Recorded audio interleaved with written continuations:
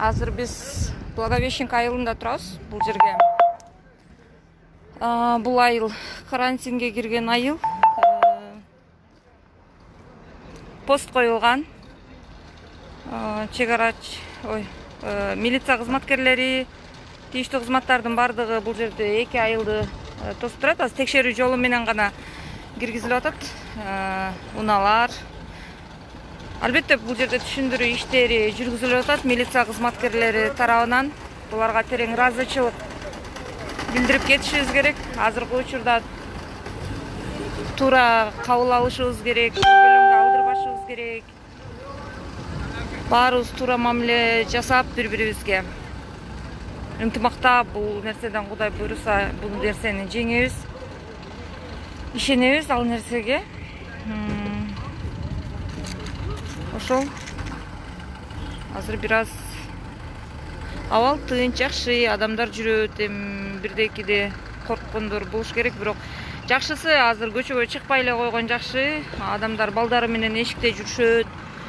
Могу жакта жаш балдар жүрөт, балдары мененчи ата-энелер.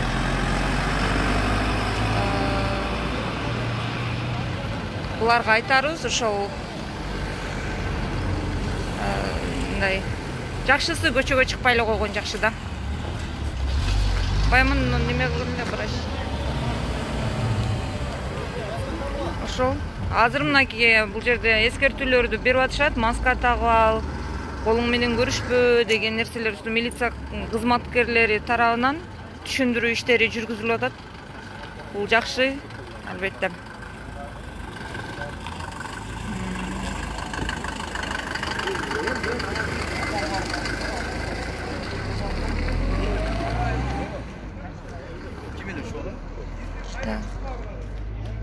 Кандайсыңар бар?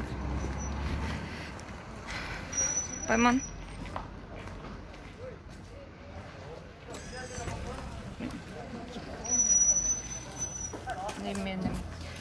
Айта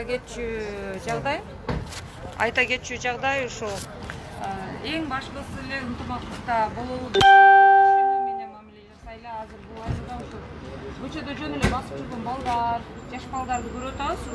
Айтарыбыз ушул балдарыңыздарды үйүңүздөрдө кармасаңыздар, эгерде көчөдө ишиңиздер жок болсо көчөгө чыкпай эле койгон жакшы. Азыр үйдө болгонуңуздар жакшы, баарыбыз жакшы. Азыр мына 2 ай карантинге алынган, бул жактарга ошо чектөө киргизилген.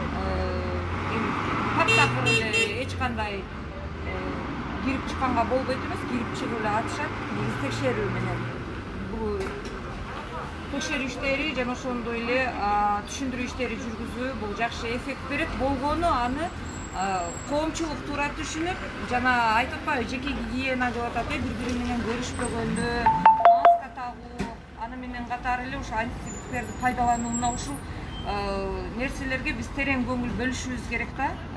Азыр эми дүрбөлөңгө өтүшүп, кыйкырып, бакырыпчы, там Кыргызстанда коронавирус чыгыптыр деп ыйлактаганыбыз менен бул мындай эч кандай пайда бербейт.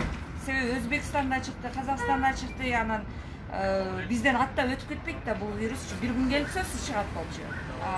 Биз ошого даяр болушубуз керек. Паника калтырбай, дүрбөлөңгө алдырбай, ынтымакта, мындайча айтканда, Японияны карап көрүңүздөр. Ошончо кыйроолордон кийин ынтымакта кайра бутуна турган. Эмне үчүн биз япондордон биз эмнебиз кем? Бири-бирибизге түшүнүү менен мамиле жасасак, бири-бирибизге сый менен мамиле жасап түшүнсөк, мен ойлойм, бул нерседен сөзсүз түрдө чыгабыз. Анан мен дагы бир нерсени сиздерден суранып кетип элем, ушул жалган маалыматты таратууну токтотсок, эгерде такталбаган маалымат болсо, бербей эле коюңуздар, мейли ал сиздин WhatsApp-ыңызга келсин, мессенджериңизге келсин, ошол маалымат сизде токтоп калса, сиз ошол дүрбөлөңдүн алдын алганга өзүңүздүн салымыңызды кошкон болор элеңиз да. Рахмат.